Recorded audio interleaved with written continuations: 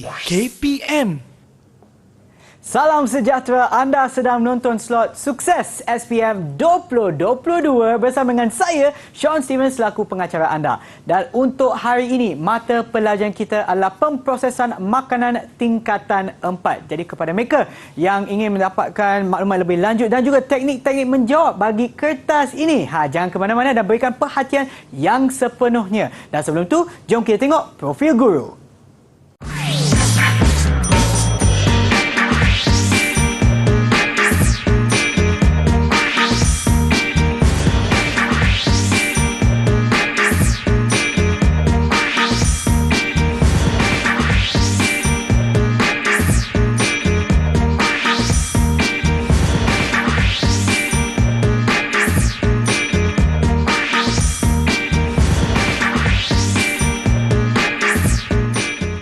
Dan bersama kita pada hari ini adalah Cikgu Imran. Hai Cikgu, apa khabar Cikgu? Okey, baik. Sihat semua. Okey, baik Cikgu. Dan juga kita ingin memperkenalkan jurubahasa isyarat kita pada hari ini, iaitu Cikgu Nazri. Hai Cikgu.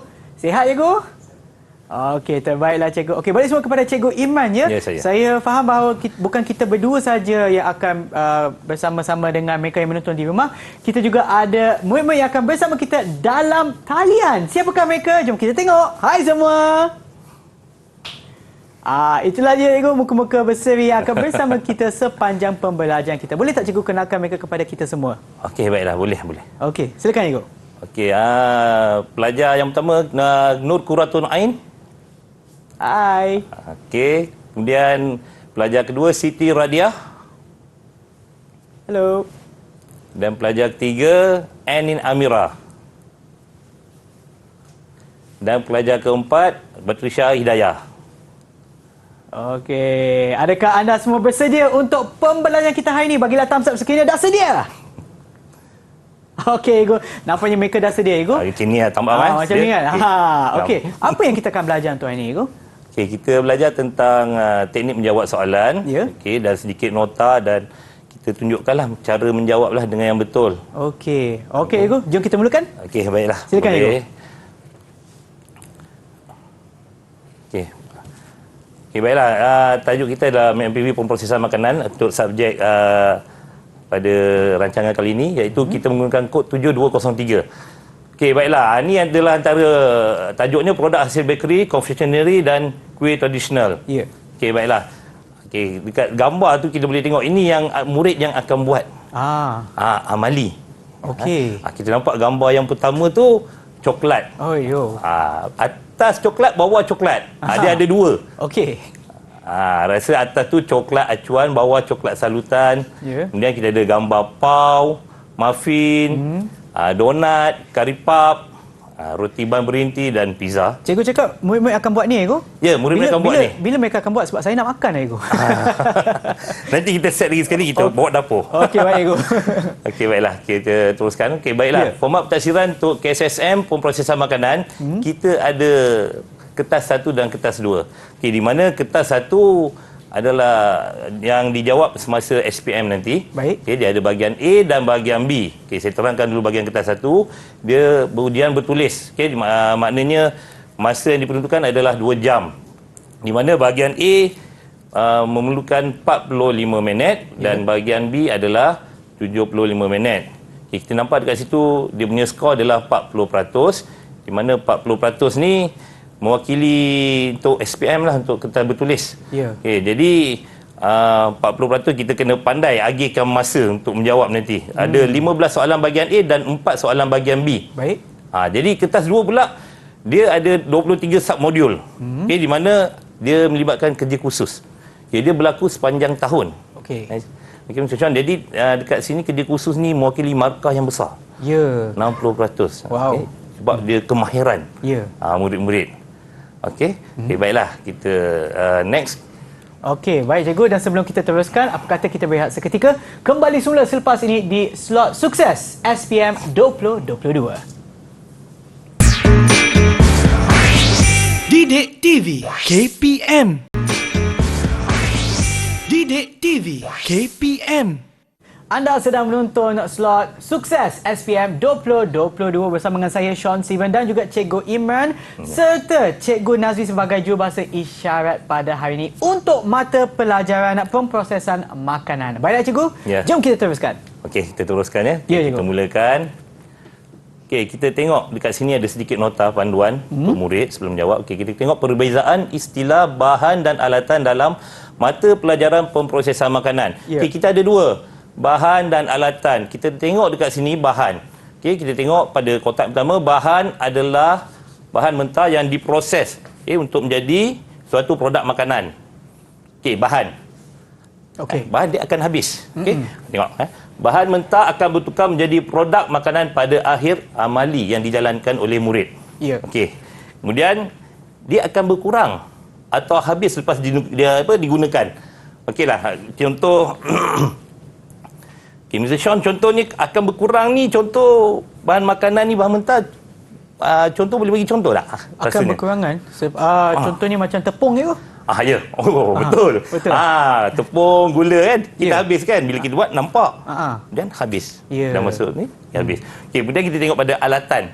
Okey, barang perkakas yang digunakan untuk membantu melancarkan pemprosesan. Ya. Maknanya medium lah. Medium, suatu alatan yang digunakan untuk memproses. Okey, contoh mesin, pisau, gunting. Okey, kemudian bentuk kekal dan fungsi mungkin pelbagai. Kalau kita kata memotong, gunting memotong, Ya. pisau pun memotong. Tapi gunting ada cara dia, pisau ada cara dia.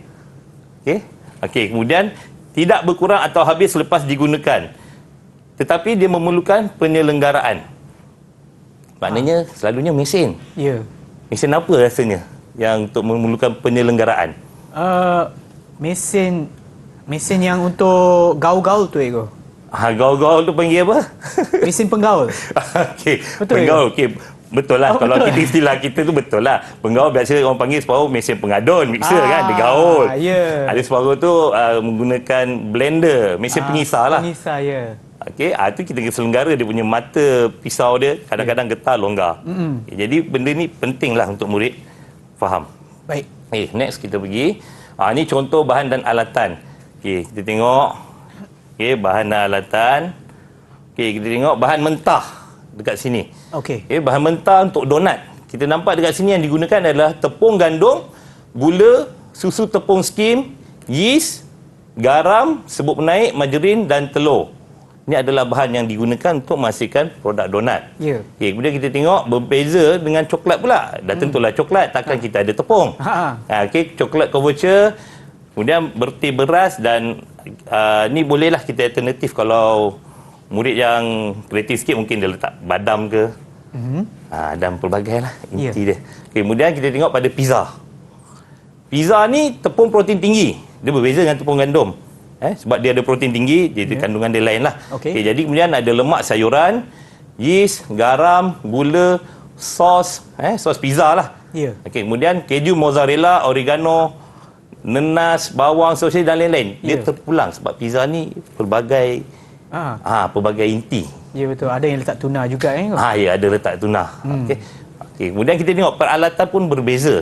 Jadi murid kena tahu peralatan yang digunakan. Kita tengok contoh untuk donat mangkuk, sudu, penorak, acuan donat, kain maslin, penimbang, sulit pengetus, mesin pengadun dan dulang. Ya. Dia ada fungsi yang tersendiri. Untuk setiap amali, sudu untuk apa? Penorak digunakan untuk apa semasa buat donat. Ya. Jadi kemudian kita tengok pula coklat, mangkuk, sudu, penimbang, scraper, perut double boil, marble slab, acuan coklat, peti ais.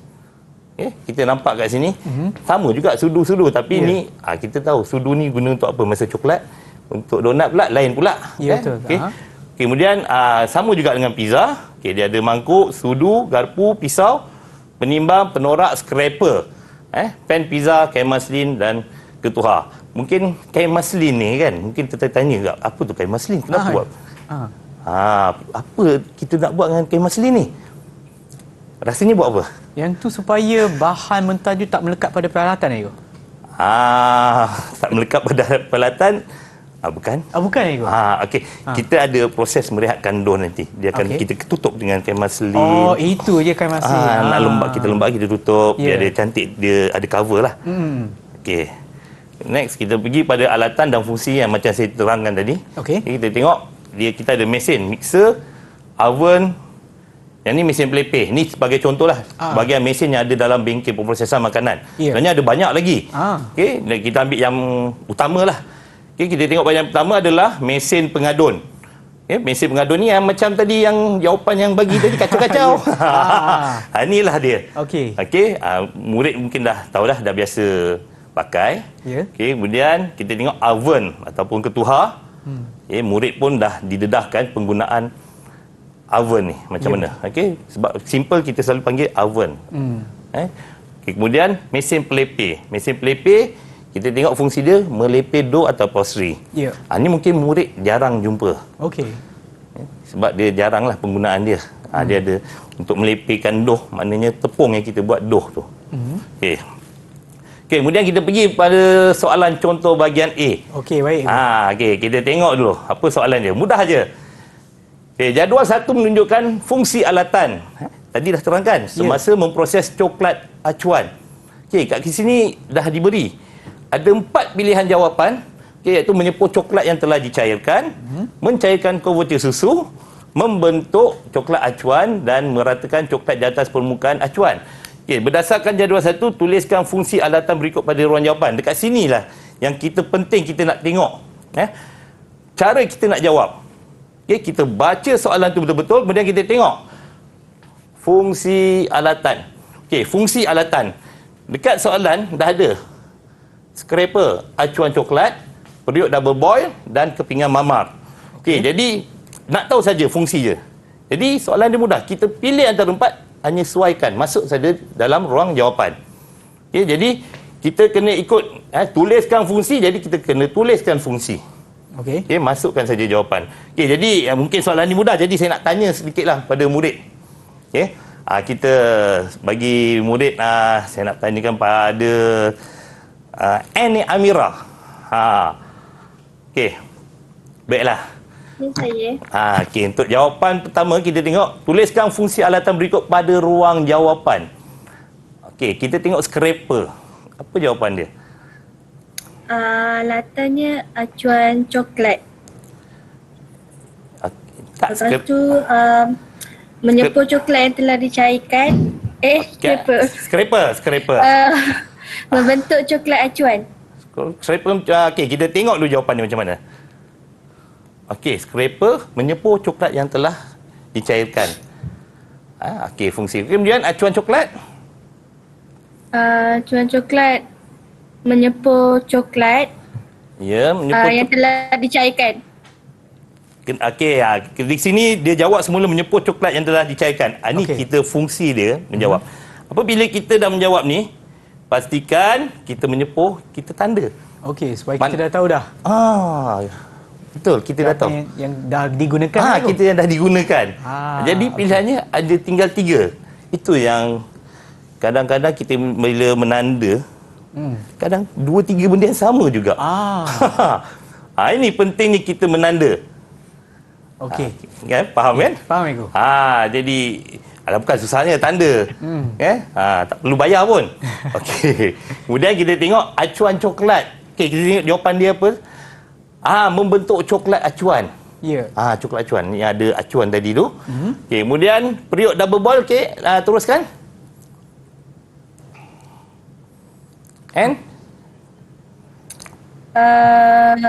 Yang mana tadi? Untuk periuk double boil.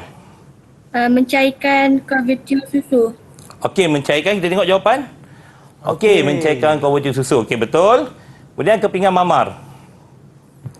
Kepingan mamar pula meratakan coklat di atas permukaan acuan. Dah tentu Okey, tadi saya lupa nak tik acuan coklat tadi membentuk acuan. Patut kita tanda kan. Kemudian konverter susu. Okey. Okey. Kemudian dah tentu jawapan akhir, tinggal satu. Okey. Alright. Okey, baiklah. Tu, batang coklat. Okey, kemudian kita pergi contoh soalan 2. Okey. Contoh soalan 2. Berikut adalah senarai alatan yang digunakan dalam pemprosesan roti ban berinti. Jadi murid semua dah buat amali. Jadi kita tengok ada pilihan jawapan. Ni kata bahagian ini mudah, dia berbentuk objektif. Kita tengok yang diberi adalah ketuhar, sudu, mangkuk, kain maslin dan proofer. Baiklah, padankan alatan yang sesuai dengan fungsi itu dengan menulis A, B, C, D atau E pada ruang jawapan. Kita tengok, baca betul-betul. Senarai alatan, kita fokus pada ni. Ni.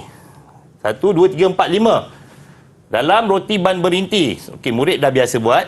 Kemudian padankan alatan yang sesuai dengan fungsi. Padankan alatan. Jadi dia nakkan alatan mana yang fungsi yang betul. Kemudian kita fokus A, B, C, D atau E. Atau E makna ada pilihan dia lah. Jadi ruang jawapan, kita tengok dulu. Kita bagi murid jawab. Kita tengok pula macam mana. Kita dah bagi tip. Kemudian kita pilih. Kita ambil Nur Quratul Ain. Boleh jawab tak? Boleh, Ego. Baiklah. Jawapan pertama apa dia? Menutup dos semasa proses merehatkan dos. D, kain maslin. D, kain maslin. Di kain maslin. Menutup dos masa proses merehatkan dos. Kita tengok jawapan dulu. Betul. Kain maslin. Itu jawapan yang betul. Kain maslin. Kemudian kita tengok pada soalan nombor 2, mengembangkan dos roti. Proofer. Proofer. Jawapan? Betul. Proofer. Proofer ni Syam pernah dengar tak? Saya pernah dengar yeast saya tu. Kan? Ingatkan yang ni untuk yeast kan? Tapi proofer tu benda lain kan tu? Proofer ni dia alatan. Alatan. Tadi tu alat bahan mentah. Bahan mentah. Ini alat-alatan. Alatan kan. Dia gunakan bila kita dah rehatkan dough, kadang kita masuk dalam proofer. Proofer ni satu mesin macam ketuhar. Macam ketuhar. Jadi dalam tu dia ada set dia punya kelembapan. Jadi kita masuk dalam tu dia akan mengembang. Adalah. Jadi murid dah didedahkan pada mesin ni. Semua murid yang proses makanan dah pandai dah pakai alatan ni. Kemudian menggaul semua bahagian hingga sebati. Apa dia? Sudu, B. Sudu. Sudu. Betul B.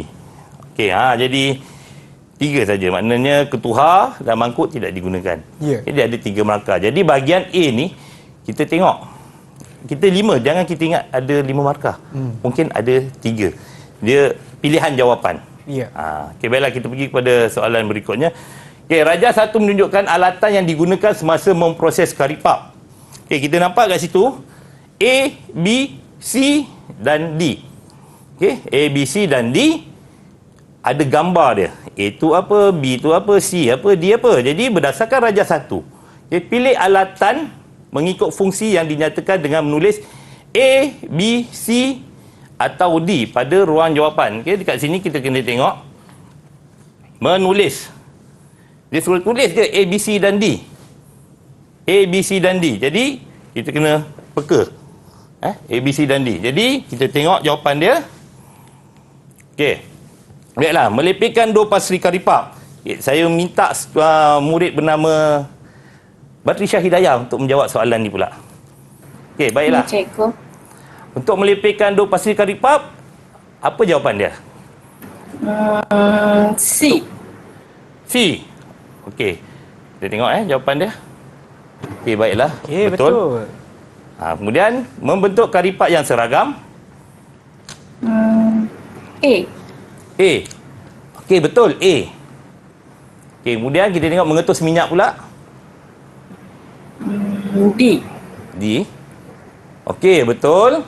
Kemudian dan air sekali mengadun tepung dan bahan lain. B. B. Baiklah. Semua betul. Tahniah. Kita tengok. Tadi dia suruh tulis.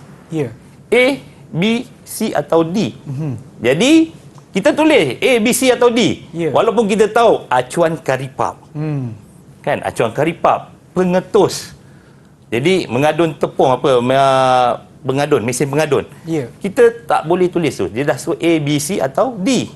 Kita gunakan A, B, C, D. Okey. Mengikut kehendak soalan. Mengikut kehendak soalan. Ya. Kadang murid kadang dia tak faham. Sebenarnya kita dah memudahkan murid. Tapi dia kena baca sebenarnya. Mudah saja. Kemudian kita pergi pada nota berikutnya iaitu alat menyukat dan menimbang. Yang ni kita tahulah alat untuk menyukat dan menimbang. Kita ada dua jenis iaitu penimbang digital dan jap penyukat, di mana jap penyukat ni biasanya digunakan untuk menyukat bendalih iaitu cecair lah, seperti air atau minyak dan sebagainya lah yang berbentuk cecair. Kesesuaian lah ikut pada produk yang kita nak hasilkan. Kemudian kita tengok pada soalan contoh 4. Nyatakan alatan yang digunakan untuk menimbang bahan mentah untuk menghasilkan karipap pada ruang jawapan dalam jadual di bawah. Ini nyatakan. Kena tengok. Nyatakan alatan. Ini tak ada pilihan jawapan. Nyatakan alatan. Untuk menghasilkan karipap. Okey, untuk menimbang lah. Kita fokuskan. Menimbang. Kita guna apa? Kalau kita zaman-zaman tradisional, zaman-zaman dulu kala, zaman purba, timbang kiri kanan sama berat tak ke apa. Contoh je. Okey, yang ni sekarang kita dah masuk zaman yang canggih. Okey, baiklah. Kita tengok air. Apa ruang jawapan dia? Okey, tengok jawapan dia. Jap penyukat. Okey. Kemudian tepung gandum. Okey, penimbang. Okey, penimbang. Kemudian kita tengok margarin. Okey, menggunakan penimbang juga. Okey, baiklah. Okay. Jadi ingat tip nyatakan alatan, lepas tu menimbang, ruang jawapan kita nyatakan sebab kita dah belajar. Benda ni benda yang biasa murid lakukan dan dah biasa guna. Okey, kemudian kita pergi soalan contoh 5. Okey, kita teruskan sebab kita banyak lagi soalan yang kita nak terangkan. Okey, benda yang lebih kurang sama. Okey, itu berikut adalah langkah-langkah menimbang menggunakan penimbang digital yang tidak mengikut urutan. Jadi kita tengok pernyataan langkah kerja dah ada. Okey, iaitu A, B, C, D dan E. Okey. Jadi kita tengok langkah 1. Apa jawapan dia? Okey, langkah 1 adalah B, menghidupkan penimbang. Perkara yang mula-mula kita kena buat, hidupkan Swiss. Okey, kemudian kita tengok langkah 2. D. D dekat situ menyatakan meletakkan mangkuk kosong. Kemudian langkah 3 adalah E, menekan butang tab, iaitu butang tab kita nak re-zerokan balik mangkuk tu. Okey, kemudian langkah 4, kita tengok meletakkan bahan yang tak ditimbang. Kemudian dah akhir sekali, langkah 5, jawapan dia C, mengambil bacaan. Ini semua murid dah buat. Jadi, mungkin boleh jawab lah. Murid pun dah faham. Okay, kemudian kita tengok, ini sedikit nota pemrosesan bakery, confectionery dan kuih tradisional. Ini murid dah faham dah. Semua dah buat dah. Dah baca pun nota semua. Okay, kita teruskan pada soalan contoh 6. Okey, kita tengok tuliskan alatan yang digunakan semasa memproses donat berdasarkan pernyataan langkah kerja berikut pada ruang jawapan. Okey, tuliskan terus alatan. Ni dekat sini dia tak ada. Dia tak ada pilihan jawapan. Sebab benda yang mudah. Okey, jadi kita tengok, kita highlight kan. Okey. Tuliskan alatan. Okey, kemudian digunakan semasa memproses donat. Okey. Melipihkan dough. Okay, kita tengok jawapan dia. Mesin pelipih. Ada dah nota tadi. Kita dah nampak mesin pelipih. Kemudian kita tengok menerap dan membentuk donat. Dah tentulah acuan donat. Kalau zaman dulu kala mungkin kita gunakan tudung botol atau mangkuk untuk buat bulat. Kemudian kita tengok untuk menutup dough menggunakan kain maslin. Dan seterusnya mengetus minyak menggunakan sudik pengetus. Daripada sini kita dapat dah 4 markah tu. Dah 4 markah dah ni. Okey, kita akan berehat seketika. Kembali semula selepas ini di slot Sukses SPM 2022. Didik TV KPM. Didik TV KPM.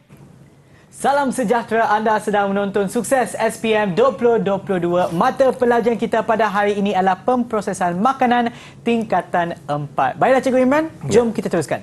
Okey, baiklah. Tadi kita dah pergi pada bahagian A, sekarang kita pergi pada bahagian B. Baik. Okey, baiklah. Kita tengok dulu nota. Okey, sedikit ringkasanlah nota yang ringkas, iaitu kita tengok kita ada juga membungkus. Jadi membungkus setiap makanan yang kita hasilkan mestilah ada pembungkus. Ya. Tak ada yang tak berubah. Adakah kita beli nasi lemak, kita tadar tangan, letak nasi, Panas, cikgu. Tak ada. Mesti ada pembungkus. Okay, jadi kita tengok kat situ. Tujuan pembungkusan adalah nombor 1, perlindungan atau pemeliharaan. Kemudian nombor 2, kita tengok kemudahan. Nombor 3, pengurangan kadar pembaziran makanan. Ya. Iaitu pembaziran lah. Okay, kemudian nombor 4, komunikasi dan jualan. Okay, komunikasi dan jualan ni, dekat situ ada label. Okay, ada label yang menunjukkan lah. Okay, maklumat-maklumat itu yang dimaksudkan komunikasi dan jualan. Ya. Okay, baiklah. Dan kita tengok pada kaedah pembungkusan. Kita ada 4, iaitu pembotolan, pembungkusan vacuum, pengetinan dan pematerian plastik. Ya. Jadi, kaedah pembungkusan ni diguna pakai di makmal pemprosesan makanan. Okey. Okay, baiklah. Okay, kita tengok menyimpan pula. Okay, kita tengok tujuan penyimpanan produk makanan. Okay, di mana untuk memastikan produk makanan berada dalam keadaan yang selamat sehingga dimakan. Maknanya, kalau orang putih panggil food safety. Ya. Keselamatan makanan. Supaya kita tidak ada keracunan. Jadi penting untuk memastikan makanan itu selamat dimakan. Kemudian kita ada untuk mengekalkan khasiat makanan tersebut. Jadi makanan tidak terdedah. Jadi sumber dia punya vitamin dan karbohidrat lain yang kita kata adalah nutrient fact, maknanya tidak berubah. Ya. Okay, kemudian untuk memastikan kesedapan makanan tersebut. Kesedapan tersebut. Contohnya kalau berbezalah kalau kita letak kat luar, lepas 8 jam kita makan, dia dah rasa tak berapa kan. Ya. Okay, jadi kalau kita bungkus, kadang-kadang dia tulis dia mengekalkan kesegaran makanan. Okay. Jadi kemudian kita tengok ada untuk mengekalkan rupa dan rasa produk makanan tersebut. Okay. Kemudian kita tengok tempat atau suhu penyimpanan, di mana kita simpan produk makanan ini dekat bilik yang sesuai mengikut suhu bilik. Ya. Dan juga bergantung pada produk makanan tu, kita tengok ada peti sejuk, iaitu chiller ataupun sejuk dingin di bawah 4 darjah Celsius. Okey, di mana tengok pada makanan yang sesuai, yang perlukan penyimpanan sejuk. Kalau dia letak kat luar mungkin basi, kita kena letak dekat dalam peti ais. Okey, kemudian kita tengok peti pembeku, iaitu freezer, iaitu sejuk beku, makna suhu kosong hingga negatif 18. Kalau kita nak tengok kosong ni dah kira suhu ais. Ya. Jadi negatif 18 ni dia dah beku. Ya. Umpama dah keras. Kalau kita jatuh atas kaki pun memang sakit boleh bengkak. Ya, ya. Okey. Kemudian kita pergi pada mengira kos. Ya. Mengira kos ni penting untuk murid. Okey, kita tengok.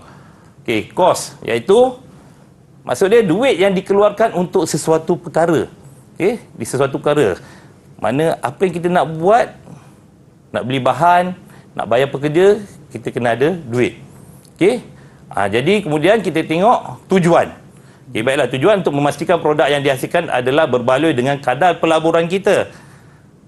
Dengan kadar pelaburan, jadi sebab tu kita kena pandai memilih kedai, memilih bahan. Kat mana kita nak beli murah. Kalau kita nak berniaga, dah tentu kita beli borong kan. Nak beli runcit mungkin rugi. Mungkin jadi mahal. Kemudian kita tengok dekat sini, dekat kos dan formulasi. Ini adalah formulasi. Jadi untuk mengira kos ni, murid kena hafal. Memang kena hafal ni. Sebab dia penting. Kita tengok kos bahan, iaitu kuantiti kali kos seunit. Kemudian kos upah, bilangan pekerja yang digunakan, kita darab masa bekerja dia dan kadar upah per jam lah. Ya. Ada yang mungkin menggunakan sehari. Kalau kadang orang bekerja dibayar RM10 1 jam. Ya. Ada yang dibayar gaji harian, sehari bekerja RM100 atau pulang pada majikan masing-masing. Kemudian kita tengok kos overhead, iaitu sampingan. Iaitu kos gas, elektrik, air dan lain-lain kos yang kita tak nampak. Kita tak nampak kadang. Kita cakap kita buat je, tapi kita guna elektrik. Pasang kipas, gunakan air. Itu dia kos overhead. Kemudian kos projek, iaitu kos bahan campur kos upah campur kos overhead. Kita ambil semula ni. Kos bahan, kemudian kos upah, kemudian kos overhead. Jadi kita dapat kos projek kita. Kos projek yang duit yang kita dah laburkan. Belum campur keuntungan. Jadi keuntungan kita tengok harga jualan. Harga jualan barulah kita nampak kos projek ni digunakan, berapa peratus kita nak untung. Contoh kalau kos projek kita ambil mudah RM1. Okey. Okey. Kita nak untung 10% saja. Aha. Jadi rasanya Sean rasa berapa? RM1.10 lagi tu. Ya, betul. Betul. Tak payah pakai kalkulator. Okey, tahniah. Pantas pula tu jawab. Okey, kita pergi pada soalan contoh bahagian B. Okey. Okey, kita tengok. Anda telah menerima tempahan sebanyak 500 biji karipap. Jadual 2 di bawah menunjukkan maklumat untuk menghasilkan 100 biji karipap. Okey, jadual ni kita kena highlight 100 biji karipap. Okey, untuk jadual ni. Okey. Okey. Jadi, kita tengok berdasarkan jadual 2, kirakan kos bahan untuk menghasilkan 500 biji karipap. Okey, tadi dah ada dalam jadual tadi, murid kena hafal lah. Ya. Kemudian B pun sama, kos projek untuk menyiapkan 500 biji karipap sekiranya kos upah adalah RM15 dan kos overhead adalah RM4. Kemudian C, harga jualan untuk sebiji karipap sekiranya anda ingin mendapat keuntungan 40% daripada kos projek. Macam Sean tadi 10% saja. Ya. 10% untung kan? Berbaloi tak? Bergantung lah ego. Gantung kan? 10% je. Ya. Okay. 10% boleh beli apa? Soalan yang susah untuk saya jawab ego. 10% macam tak cukup lah. Mungkin sebiji gula-gula. Mungkin lah. Mungkin lah. Mungkin. Okay. Kemudian kita pergi pada contoh. Okay, kita tengok jawapan contoh. Ya. Okay, kita tengok kos bahan untuk 500 biji karipap. Okay, di mana kat sini kita ambil tadi kos setiap bahan yang diberi dalam jadual tadi. RM5 campur 20 sen, campur RM1.50 sen, campur RM15. Okey, kemudian kita kena kali bahagi 500 pasal jadual tu menyatakan 500. Okey, 500, tempahan 500, Ya. jadual tu 100. Jadi besar dibagi dengan nilai yang kecil. Ya. Okey, kemudian kita tengok. Okey, kita buat apa-apa pun kita uruskan dulu yang dalam kurungan. Okey. Jadi digalakkanlah untuk membawa kalkulator, memang wajib bawa untuk dalam Dewan Peperiksaan. Tapi untuk menggunakan kalkulator saintifik ataupun kalkulator biasa. Biasa dia mesin kira biasa, kalkulator biasa dah cukup dah, memadai. Kemudian kita dah selesaikan, kita dapat RM21.70 yang dalam kurungan. Kemudian kita kali 500 bahagi 100. 100 ni dalam jadual, 500 yang kita nak hasilkan. Ya. Okey. Okey, kita terus dapat jawapan RM RM108.50. Ini adalah kos bahan. Okey. Bahan sahaja. Tak ada untung lagi. Okey, kita pergi next. Kos projek 500 biji karipap. Okey, kos projek tadi dah diberi dalam jadual, nampak formulasi dia, kos bahan campur kos upah campur kos overhead. Ya. Okey, kos overhead kita tengok. Okey.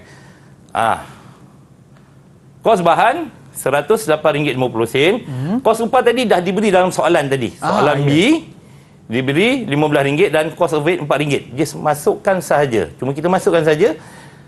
Okey, kita dah dapat jawapan. Cukup mudah. Kat sini kita dah boleh dapat 3 markah. Ya. Okey, RM127.50. Ni kos projek tanpa keuntungan. Okey, baiklah. Kalau kita nak tengokkan keuntungan pula. Kita tengok kos projek sebiji karipap. Kos projek maknanya satu biji je, kita tak nak 500 biji. Tak tahu dulu satu biji. Okey, jadi kita kena fokus pada sebiji karipap. 500 dah dapat. Okey, jadi kita tengok RM127.50. Okey, untuk menghasilkan 500 biji karipap. Ya. Untuk satu biji dah tentu dibagi pada 500. Ya. Kemudian RM 0.26. Kalau kita panggil 26 sen. Ya. Okey, dekat sini dah ada 3 markah kat sini. Itu baru kos projek untuk sebiji. Kita tak tengok lagi harga jualan. Ya, harga jualan sebiji karipap dengan 40% keuntungan. Yang tadi macam Mr. Sean jawab tadi kan. 10% je. 10% dapat untung 10 sen je. Okey, jadi kita tengok kat sini macam mana. Okey, kita tengok kos projek, ambil semula satu biji. Dia nakkan satu biji saja. Tengok fokus dia punya soalan tadi, harga jualan satu biji karipap. bukan 500 biji. Okey, jadi kita masukkan semula ikut formulasi RM26 sen adalah untuk sebiji. Kemudian kita masukkan semula kos projek 26 sen untuk sebiji dan darab 40% keuntungan. Ya. Okey. Kemudian kita tengok, kita akan nampak kita selesaikan satu-satu, satu persatu. Jadi kita tak keliru. 26 sen campur 10 sen. Sama macam jawapan tadi lah. 10 sen tapi nilai depan lain. Ya. Okey. Jadi kita menjual dengan harga RM36 sen. Jadi pengiraan sebeginilah. Okey. RM36 sen. Jadi kalau sekarang nak beli, kita bayar 36 sen boleh dapat tak? Bergantung ya cara pembayaran kita. Tapi kalau macam ni 36 sen untuk sebiji kain pap tu susah nak cari ya. Ya. Memang susah nak cari. Ini sebab sekarang ekonomi kan. Kita tak tahulah macam mana. Ya. Tapi kalau kita tengok 36 sen ni, nilai ni ada. Tapi sekarang ni 1 sen tak dikeluarkan. Ya betul. Itu nak fokusnya. Tapi ni tak ada masalah. Jawapannya ni kita nak. Tapi kalau kita pergi kedai, sekarang nilai mata wang 1 sen. Susah nak dapat. Jadi pun dia bundarkan lah. Itu tak ada masalah. Kemudian jadi dua cara meningkatkan jualan nasi kari pap. Yang ni kita tengok pada kemahiran murid-murid untuk berfikir. Ya. Meningkat sebab dia dah hasilkan kari pap. Tapi dia nak lagi untung. Macam mana nak untung? Biar orang ramai. Kita tengok, okey. Satunya mempelbagaikan jenis inti kari pap. Jadi kita akan tertarik. Ya. Okey. Baiklah, Suchong kalau nak buat inti kari pap selain yang kita makan kentang tu, rasanya apa? Yang barulah, yang latest punya. Mungkin kalau sebab dia bergantung kepada perisa orang itu, mungkin kita boleh letak durian kat dalam kari pap itu. Cadangan yang bagus. Kita boleh buat tu. Orang tak buat, kita cuba buat. Kari pap Musang King. Musang King cheese. Musang King cheese ya. Bagus idea yang bagus. Ya. Balik saya suruh murid saya buat. Okey, boleh go. Okey, kemudian kita tengok mempelbagaikan jenis reka bentuk kari pap. Setakat ni yang dah jumpa yang biasa-biasa kan? Biasa-biasa kan? Ada jumpa 3 segi tak? Yang tu ada. Yang tu namanya samosa kan? Samosa. Ada yang 3 segi yang terbaru macam piramid. Ada? Ada. Oh, okey. Bulat pernah jumpa? Bulat untuk kari pap tak pernah itu. Ada. Ada. Saya dah jumpa. Okey. Itu panggil reka bentuk ini menarik perhatian orang. Nak cuba. Okey. Dan kita tengok membuat atau melakukan promosi seperti iklan di media sosial dan lain-lain. Ini tengoklah iklan sekarang ni macam-macam ada dekat internet. Ya, betul. Kemudian kita tengok menawarkan harga yang menarik seperti pembelian secara borong dan beri mata ganjaran. Ini tengoklah. Dan jawapan-jawapan lain yang kita tengok yang rasanya munasabah lah. Okey, kemudian kita pergi soalan nombor 2. Okey. Dekat sini kita tengok maklumat berikut adalah tentang kriteria yang diperolehi setelah menilai pau kacang yang dihasilkan oleh beberapa pelatih baru di sebuah bakery. Okay, kita tengok dia dah diberi maklumat inti terkeluar dan berkedut, keras, manis, aroma wangi. Okay, jadi dikata kriteria. Inilah kriteria dia. Okey. Kriteria dia. Okay, dia menilai. Menilai maknanya dia menilai, dia makan pau, dia menilai. Okey. Pau tu. Okey, kemudian berdasarkan maklumat itu, nyatakan 4 aspek yang dinilai pada roti ban berinti itu.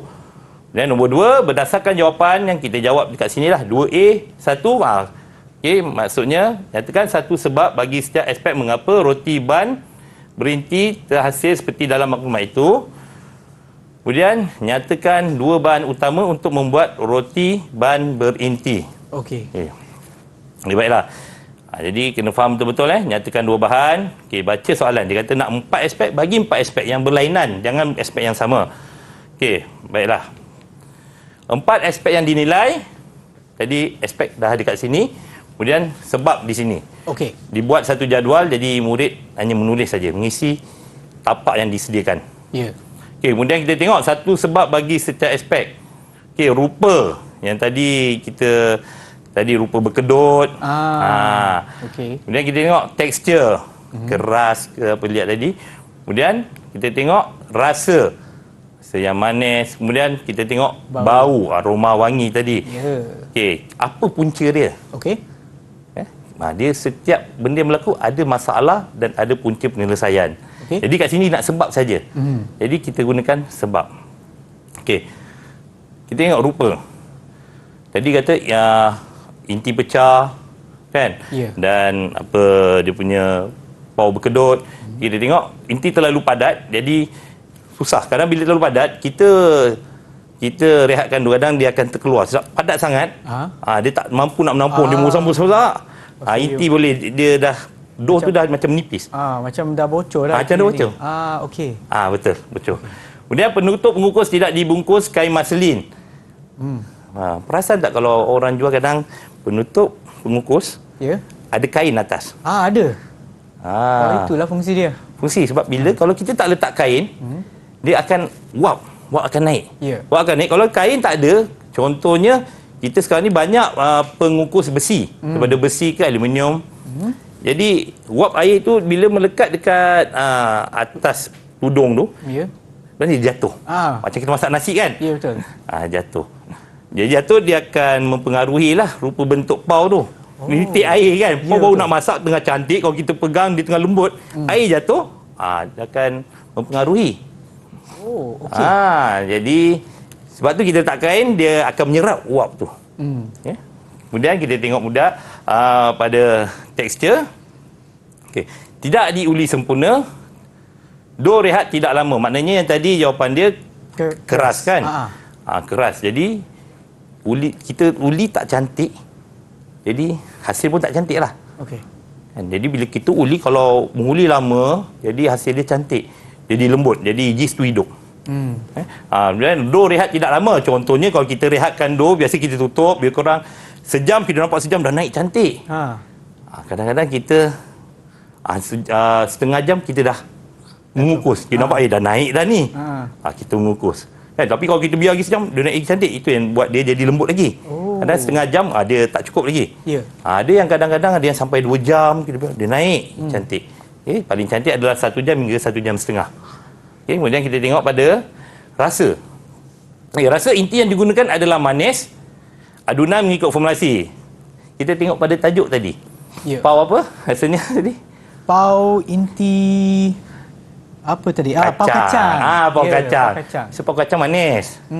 Ada tentu. Inilah jawapan dia. Inti yang digunakan adalah manis. Kemudian adunan mengikut formulasi. Di mana do tu kita ada letak gula, garam, susu tepung. Kan? Jadi itu yang menghasilkan produk yang cantik. Kemudian kita tengok bau. Pau masak dengan sempurna. Jadi menghasilkan bau aroma yang cantik lah. Sedap kita bau. Kemudian kita tengok 2 bahan utama. Kita pilih tepung gandum, gula, garam, yeast segera, lemak sayuran. Sebut penaik antara bahan-bahan yang digunakan. Mana-mana jawapan yang ditulis, salah satu, mana 2 lah. Ya. Dapat 2 markah. Okey, terima kasih cikgu. Dan sekarang kita akan berehat seketika. Saya nak pergi makan pau kacang sekejap dan kita akan kembali semula selepas ini di slot sukses SPM 2022. Didik TV KPM. Didik TV KPM. Hai semua, anda sedang menonton Sukses SPM 2022. Mata pelajaran kita pada hari ini adalah pemprosesan makanan bersama dengan Cikgu Imran. Baiklah Cikgu Imran, jom kita teruskan. Okey, baiklah. Kita dah pun pergi pada soalan bahagian A, bahagian B. Okay, murid pun mungkin dah faham. Kemudian kita akan pergilah pada tips dan kemahiran berfikir. Ini yang kita nak fokuskan. Kita tumpukan bacaan. Antaranya yang pertama, murid perlu baca soalan, fahamkan kehendak soalan. Macam saya bagi tahu tadi, kalau dia kata tulis A, B, C atau D, kita tulis A, B, C atau D jawapan dia. Jadi itulah.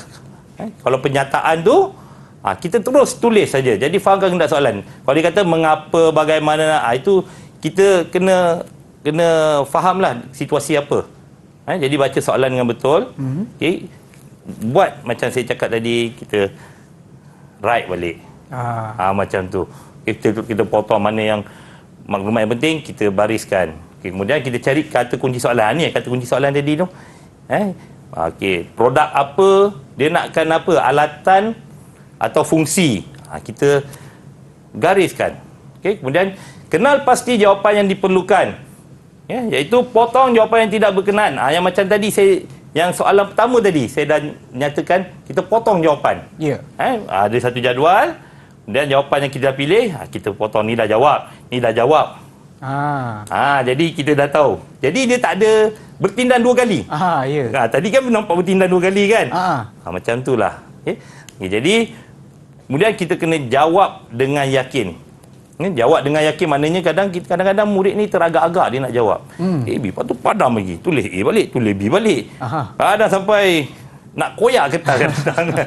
Jadi kita kena ada orang kata confident lah. Maknanya kita kena yakin dengan apa yang kita buat. 2-3 kali kita semak, kira dah okey. Kemudian kita pergi pada tips menjelang peperiksaan. Ni ingatanlah pada semua murid. Kita kena ulang kaji mengikut jadual. Jadual selalu kadang kita buat. Kita buat sendiri. Petang nak buat apa? Malam nak buat apa? Kemudian buat nota ringkas. Jadi senang.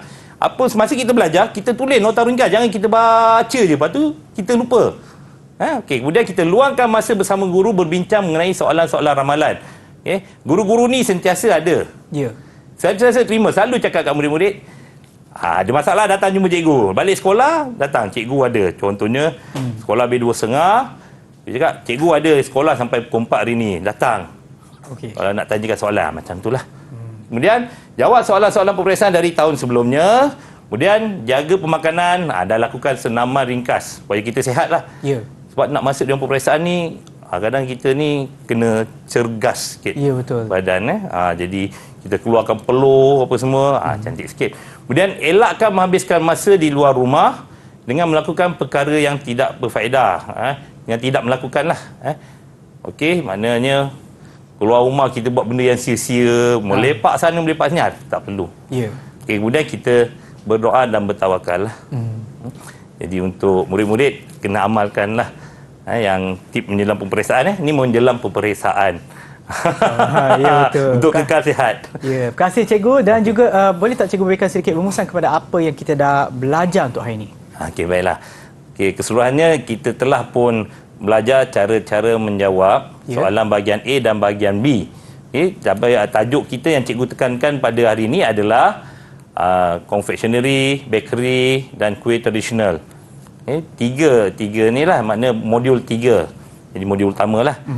Jadi cikgu dah tekankan, jadi harap-harap murid faham dengan yang dia disampaikan dan dapat mengamalkan tips yang cikgu dah tunjuk tadi. Walaupun cikgu conteng-conteng kan, maknanya conteng tu ada maksud, kata kunci. Kata kunci, mana yang dah jawab kita potong supaya tidak bertindan. Jadi lepas tu jawab dengan yakin. Itu yang pentingnya. Terima kasih cikgu atas panduan dan juga tips dan juga teknik-teknik menjawab bagi kertas ini dan juga bagi topik ini. Dan kepada mereka yang menonton, harap ia memberi manfaat kepada anda semua, dan kita akan berjumpa lagi di kelas yang seterusnya. Bye semua.